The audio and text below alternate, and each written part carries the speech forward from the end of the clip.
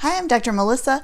This week we have been talking about creating abundance by creating our internal team. That team made up of our mind, our body, our spirit, because we know that 3 people working towards one goal is going to be more effective than one. And we know that when we are not working together, it means we are working against each other. So engaging all 3 aspects is really important. And today we're going to talk about our approach to the mind, because it needs to be different on the new platform than it has been on the old. The mind, as we talked about earlier this week, no longer is in a place of control, of decision making. It has a different role. It's here to analyze and process and integrate information and present it to our team to make a decision. And a lot of people, when they start making that transition to listening to their body more, listening to their spirit more, trying to engage that team, strive to quiet the mind, or they'll tell the mind it's not important. Just quiet down over there. And the problem with this is, how well does that work when you've had a young child who wants your attention, telling them to just quiet down and go away? It's far less effective than just pausing and giving them your full and present attention for 30 seconds or a minute, understanding what it is that they're trying to communicating back. You have a much better chance in that scenario of getting them to go, do something so you can get something done for 10 minutes, right? Than if you just tell them to be quiet. And it works exactly the same with the mind. Telling it to be quiet, telling it that it's not important, that we're not listening to it, is really only going to make it yell louder and try to get our attention more. And that's really distracting, and it's really exhausting.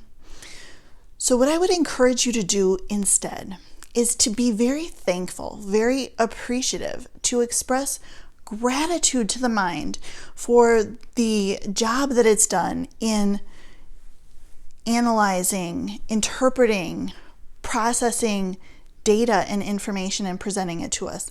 Sort of like rewarding the behaviors or the skills that we want to see more of. You want to really express appreciation and gratitude for the role that it has played thus far. And then you want to let it know that you really appreciate all the hard work, and it gets to take a little break. It gets to essentially kind of go on vacation a bit, because now it's time for the body and the spirit to engage in this part of the decision making. And so by expressing appreciation and gratitude for what it's already done, makes it about 10,000 times easier for it to let go, right? Because think about it with a child, a spouse, a coworker, someone in your environment. If you completely discount their effort and discount what they have to say, you're going to get a whole lot more of look at me, look at me, look at me. Let me explain to you why I'm right. Let me explain to you what I have to say, right? It's exhausting. If instead you say, wow, that's really awesome. I love the way you put this together. This is really helpful information in making a decision. You've done all the heavy lifting now. Now you get to go relax. Like, go hang out, go put your feet up, go relax while we kind of evaluate this information, and we'll come back together and make a decision as a team.